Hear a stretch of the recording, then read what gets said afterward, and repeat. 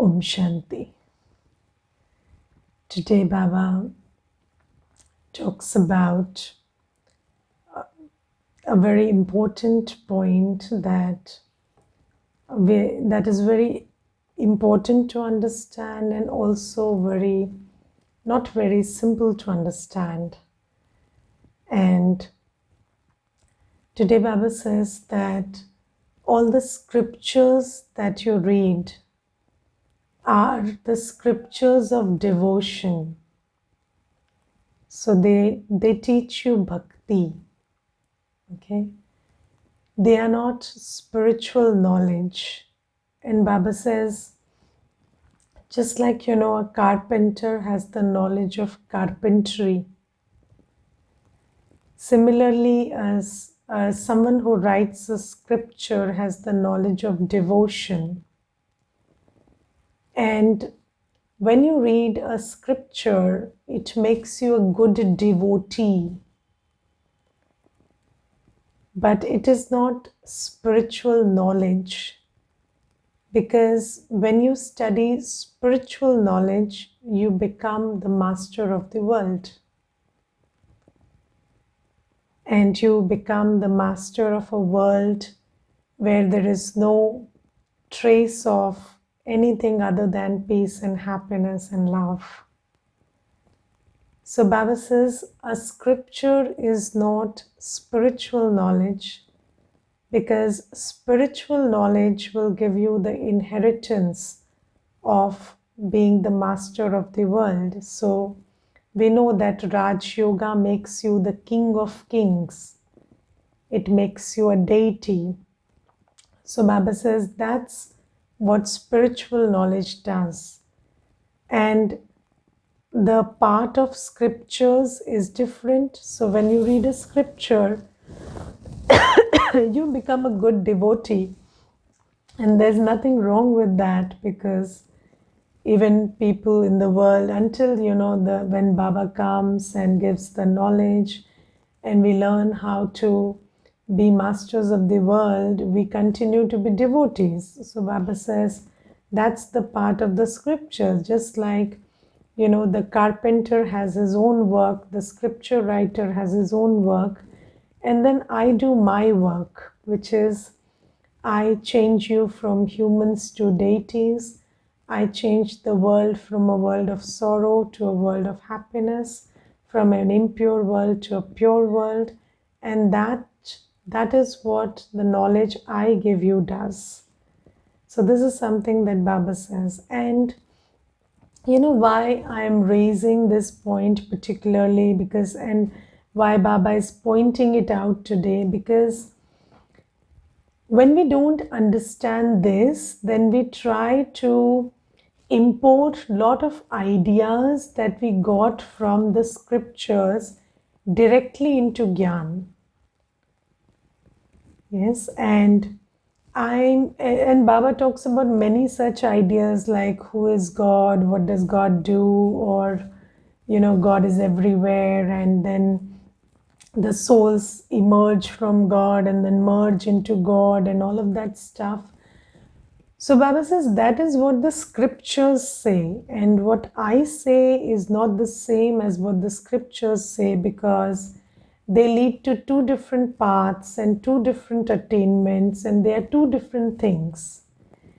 And there is another idea in bhakti which today Baba talks about, and bhakti talks about equality. So it is an unequal world, and in the path of bhakti, people saw that there is misery and there is ego and there is so they saw how the world is, and then they just came up with this fancy idea that everybody is equal.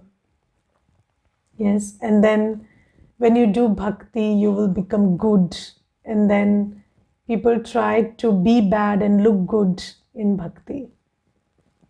Yes, so because there was this fancy idea that everybody is equal and everybody can be equally good, and then you try to behave nicely because you did bhakti, and then you met your fellow satsangis and you said hello properly and you behaved nicely because you were taught how to look good. But Baba says that it's not like that. This world is not equal, and we are not equal to each other. We are all number wise. Yes, so in the soul world, we sit with the Father in one home, but then when we come to the stage, we are all number wise. Yes, and you can never have a drama where everybody is equal. Can you have a drama where everybody is equal, equally brilliant, equally boring, equally interesting? So you cannot have a drama like that. So Baba says, when you look at the context in which we play our parts, we are not equal, and this is not a drama of equality, this is a drama of variety. And everybody plays their role.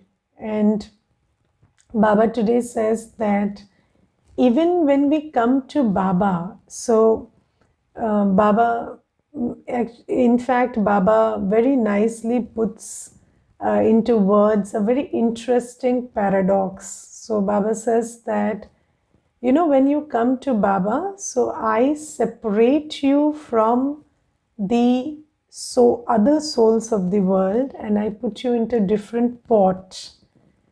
Why? Because, you know, the main distinction between us and the other souls of the world is that we understand the difference between virtues and vices, which other people don't.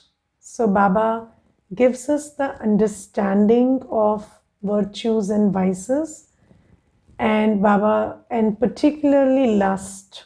So nobody in the world thinks that lust is a vice. And I will tell you there, I'm not even talking, even if you don't talk about lust, there were two sisters who came, you know, and they were parents, and these women were mothers, and I told them that, you know, worry is a vice. And they said, oh, how can worry be a vice? You know, we worry all the time and worry is good. What do you do if you don't worry? Our primary job is to worry. We worry all day. We worry in the morning, we worry in the afternoon, we worry in the evening. And now you tell us worry is a vice. It's very scary. What do we do if we don't worry? We worry when children don't eat. We worry when children don't study. We worry when children go out of the house. So we worry all day. So are we creating bad karma? Oh, that's very scary. And they said, you have really thrown us off our feet by telling that worry is a vice. And then you see, so people have no idea about what vices are, what virtues are.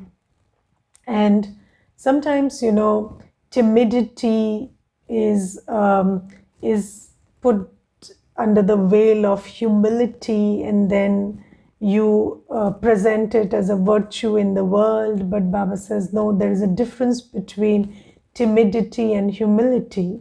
Humility is a choice. Timidity comes from lack of power to face.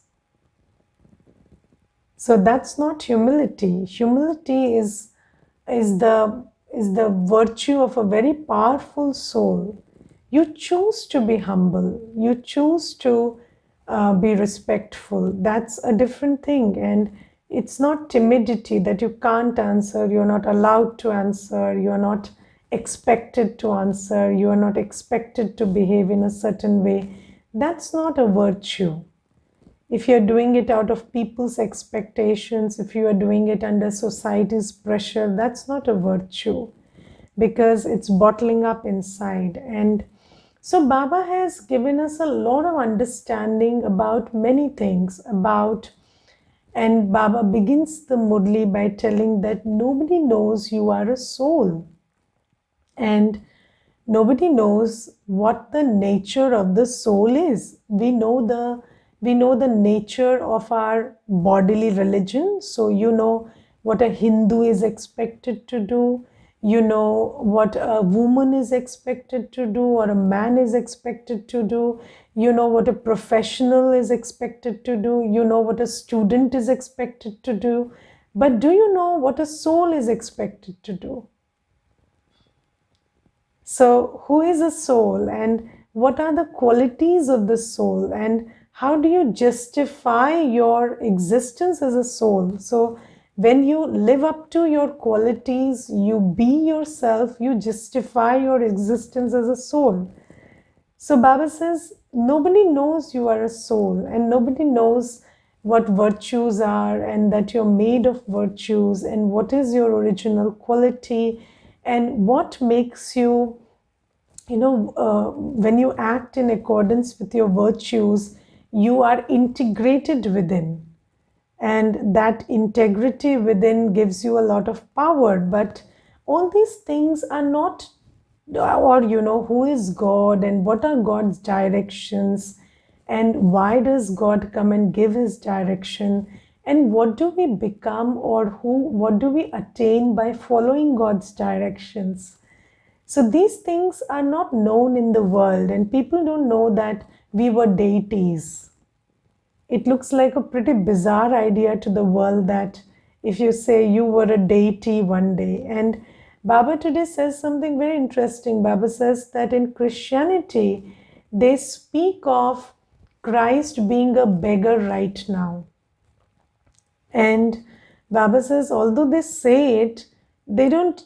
And when you think about a beggar, what is the image you get?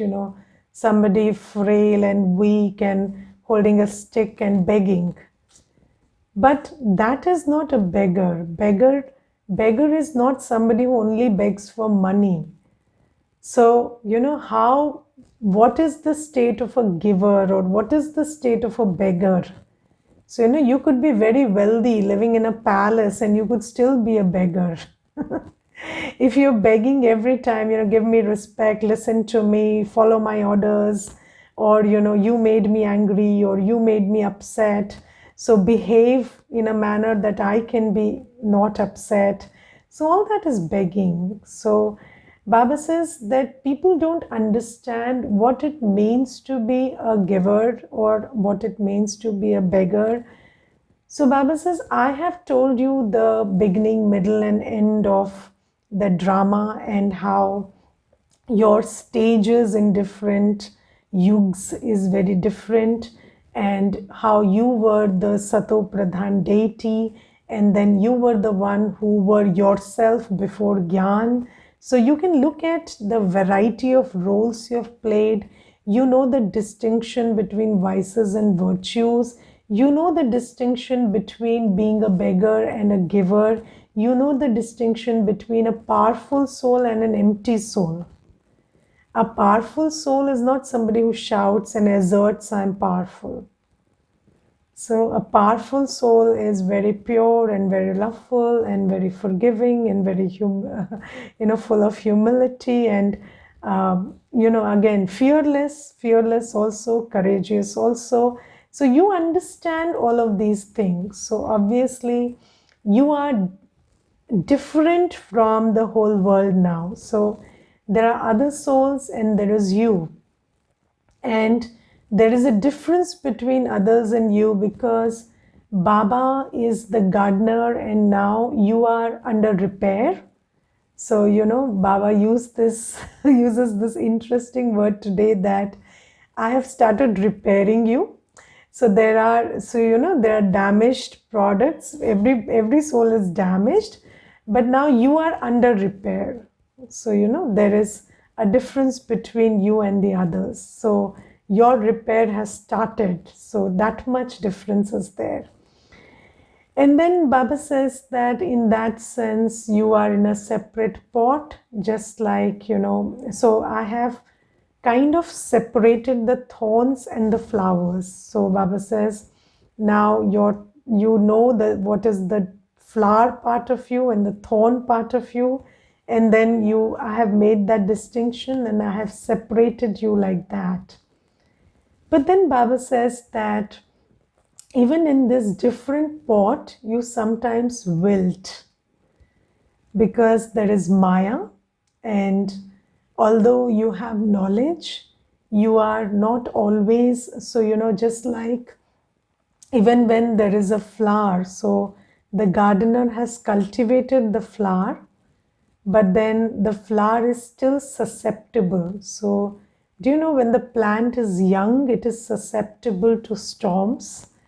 And Baba says, you are like that. So, you're not thorns. Now you are developing into flowers, but the flowers are still very delicate and they are not very strong right now. So, you are susceptible to to storms. But then Baba says that the seed with which you are flowering is imperishable.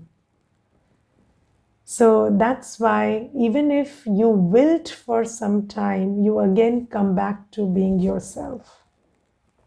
And the seed. So sometimes gardeners have this ability to check whether, so you give them a bush full of wilted plants and they will be able to check which one, if you water some more, will sprout and reflower, and which one is totally destroyed. Yes, so they have the sensibility to check. So Baba says, you are those flowers who have emerged from the imperishable seed of knowledge. So if you are watered a little, you again come back to being yourself. So it's not like you don't have your bad days, you have them, but then the difference between you and others is, A, you are on your journey to not be a thorn and be a flower now, and B, when you wilt, then you can be revived by a little water. And what is the water? Sometimes, some encouraging words are the water. Sometimes the water is Baba's yoga, when you meditate, when you are connected with Baba, that's the water. So some or the other kind of water you keep receiving and then you grow. And then Baba says that, and I give you the assurance that this wilting and reviving will not go on forever. There will come a time when these storms will go away. So until then, you have to endure. So, a plant also has to survive until a certain time, and then the roots grow strong, and then the storms are not able to mess with it. So similarly, Baba says, you have to survive for some time, have patience for some time, and I assure you that if you just cross this one Sangam Yug, you will be in a time where the storms will not be there, and you will be in Satyug where everybody will be flowers and there will be no circumstances, nothing to pull you down, but you have to have patience until then. And this is a very important thing to keep in mind, because there is this assumption which comes from bhakti. So this idea that anybody who reads the scripture is a very good human being and they do everything good and right and they are perfect. So this assumption has been brought into Gyan also.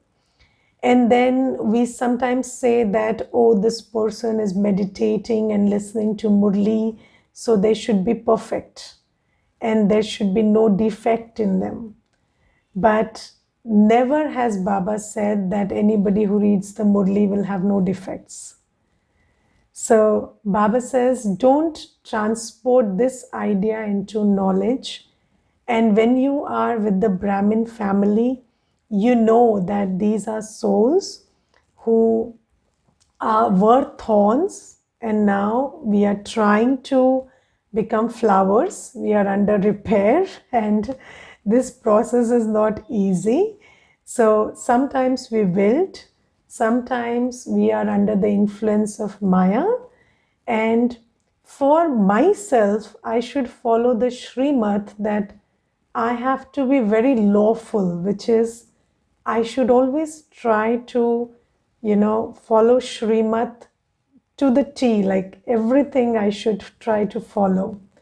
And for others, I have to keep this gyan in mind that, it's a journey, and Baba says that there'll be storms, and then sometimes they will be under the effect of greed, sometimes under attachment because they are not themselves that day. And then we don't have to judge them for who they are, because you should love them because they have they have shown the courage to be on this journey.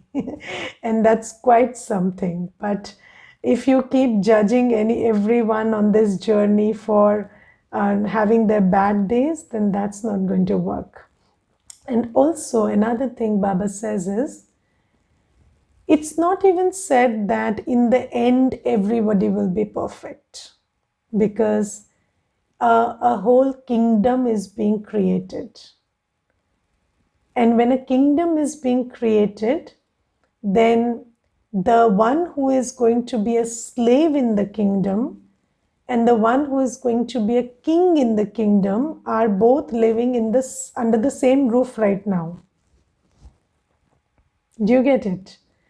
So in Satyug, you would know, okay, this is a slave and this is a king. So I, the king, don't have to compare myself with the slave. So even if he doesn't have as much proficiency as me, it is okay. But when you are under the same roof, studying the same Murli, yes, getting the same directions, wearing the same clothes, then you have to keep in mind that even if we wear the same clothes, even if we wear or study the same Murli, even if we get the same directions from Baba, we are going to be part of a kingdom where we will all be in different positions. And there will be a lot of difference between how much a king imbibes what Baba says and how much a slave will imbibe what Baba says. And if somebody is choosing to be a slave, you don't, leave your throne of the king and start having ill thoughts about them, because that would make you a slave. So Baba says, you must remember these things. And if you don't remember these things, then, the way you judged people in bhakti will come up. And then, then all that can be done is hypocrisy. And how do you become a hypocrite in a family? You can't do that. So living under one roof, you can't be a hypocrite. So people go and earlier the ashram and the house were separate. So you go and be a good devotee and a bad human being. That was okay. Yes, you come home and you be a bad person and you be a good devotee in the mandir. That was okay. You be a good person in the society and you be another person in the family was okay. But now your family is the Brahmin family. And if you want to be someone you are not, it is going to be very difficult. So in order that you can be yourself and conduct this journey, we have to all keep in mind that there is a Rajdhani being built. And in that Rajdhani, there will be all sorts of souls. So it's okay, but still, we appreciate every soul because these souls are under repair. They are not thorns.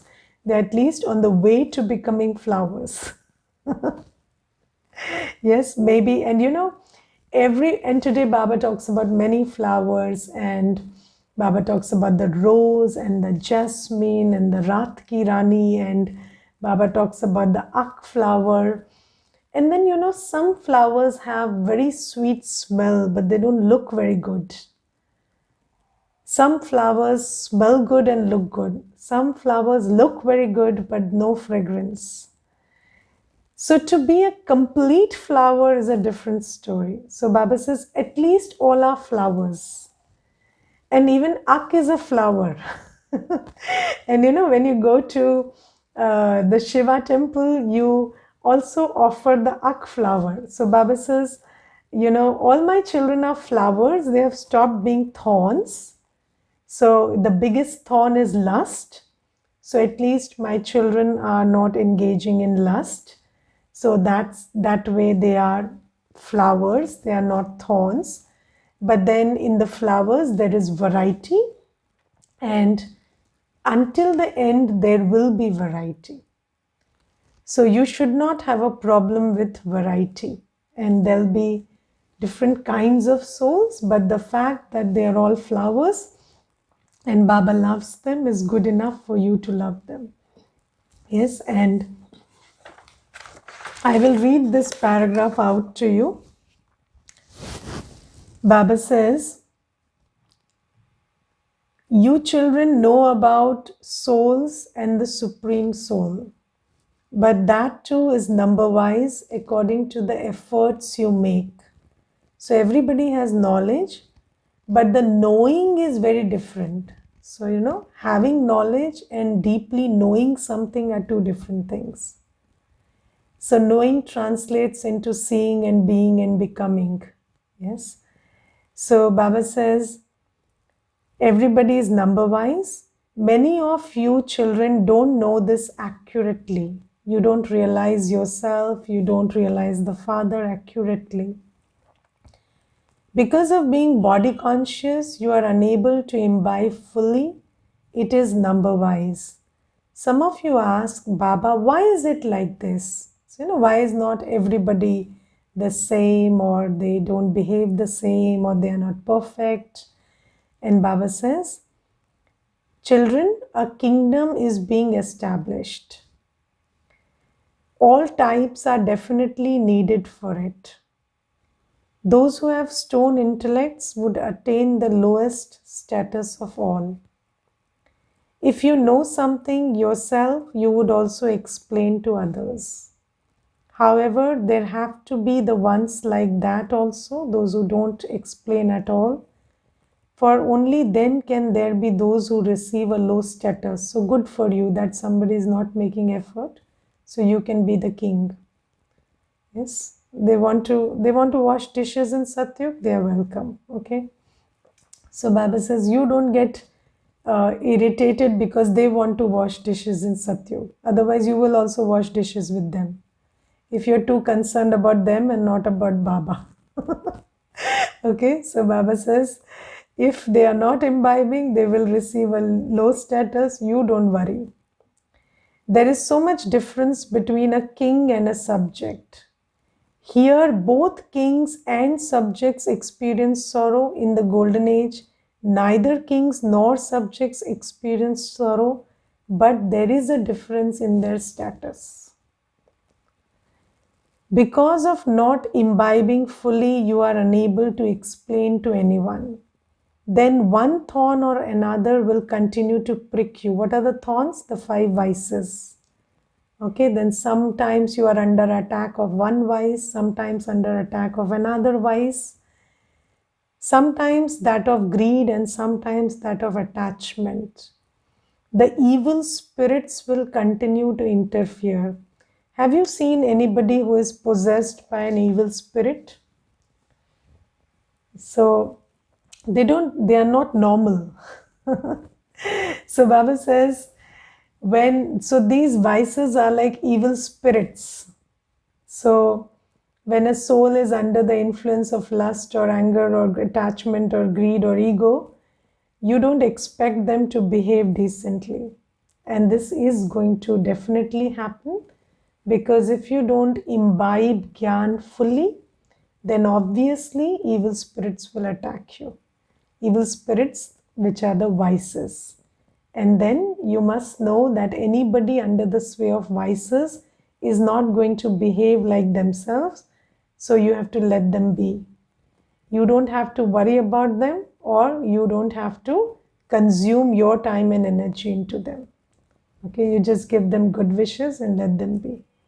All right. So this is, and then Baba today says that, so Baba uses a very good example today. Baba says, human beings continue to take a dip in water. They should then do that in the ocean because rivers have emerged from the ocean. The ocean is the father of rivers. People should go and bathe there. However, that is salt water, which is why people go to bathe in the rivers of sweet water. You are now the children of the ocean of knowledge. The ocean of knowledge, the purifier, is the Father. You are His children. Now, this is a very, very interesting thing that Baba says today. So, I once went into the ocean with a wound. So, I had a cut on the leg, and then I entered the ocean with that wound, and it burnt like anything because it is salt water. And then I came out. And Baba says that, the Murli is spoken by the ocean, and the ocean is salty. And river water is very sweet. So you wash a wound in river water, it feels nice. But you wash a wound in salty water, it hurts. So, when you listen to BK speeches, you feel better about yourself. When you listen to the Murli, it hits you in the right places. And that's why people choose to bathe in the sweet water and not go to the ocean. But Baba says, if you've been to the ocean, you love the ocean. And the experience of the ocean is very different from that of the river. And Baba says, now you have access to the ocean, so why choose the river? And if it hurts, then you have to do something about it so that it stops hurting. You heal the wound. Yes, you don't just soothe the wound, you heal the wound. If you don't heal the wound and keep soothing the wound, it doesn't help. So Baba says, why don't you just heal the wound? And how do you figure out the wound? When you take a dip in the ocean, when you listen to Baba's Murli, see what triggers you, see what you don't like, or see what just makes you go, a little not okay in the mind. And then that's where your wound lies. So, if a person is full of lust, every sentence of purity in the Murli will make them jump up and down. If you have fear within you, whatever Baba says in the Murli about Vinash is going to make you very upset. If you have greed, Baba talks about, making good use of your money, then it will hurt you a lot. If you have attachment, and Baba talks about, doing the right thing, and about Ishwariya laws, which tell you don't give your money to your children if they are on the vicious path, it will hurt you a lot. Because that's Shrimad, which will hit you where the wound is. And Baba says, it's not a good idea to keep bathing in the river if the ocean is available for you. So just take a dip in the ocean. Now the ocean, and Baba says, the ocean is the purifier. So Baba says this very clearly. The ocean of knowledge, the purifier is the Father. You are His children. So Baba says, have faith that I am His child and my Father is the ocean. He's the purifier. So surrender and listen to the Murli. See where your wound lies. Heal it by following Baba's Srimad. So this is what Baba says. And then Baba says, some children who go to the centers don't even give anything for godly service. Yes, they take sustenance from Baba, but they don't give anything in godly service. They don't know that by sowing a few seeds, their future can become so elevated. There is also the example of Sudama.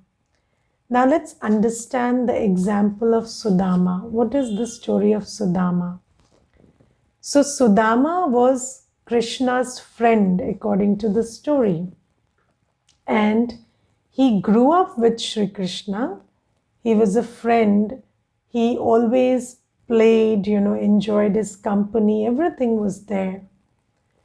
But only when he went to the palace and donated a handful of rice, that Sri Krishna gave him palaces in return. So, his friend always had the capacity to make him a king. But until the friend donated something, God was, forbidden to give him anything. So Baba says, you are my children. I love you. I give you my knowledge. I give you the knowledge of purity. I give you my power. I give you everything. But if you don't do anything, if you don't invest in godly service, I cannot make your fortune. I am also bound by the law. So, do you want to experience God's company and still leave empty-handed? Because we don't understand the law. So, Baba says, everybody has to understand the law. And Baba says this, Sudama donated in the name of God and believed he would receive the fruit of it in his next birth. Baba writes, children, in return for one brick of yours, you will receive palaces. You give shells here and they become diamonds there. That is why there is the praise of a handful of rice. When people go to a Sikh temple, they definitely put something in there. And in the Sikh temple, there is no guru, but Baba says here the Father himself is the bestower. And here, if you don't know how the art of giving, how will I make your fortune? Okay, Om Shanti.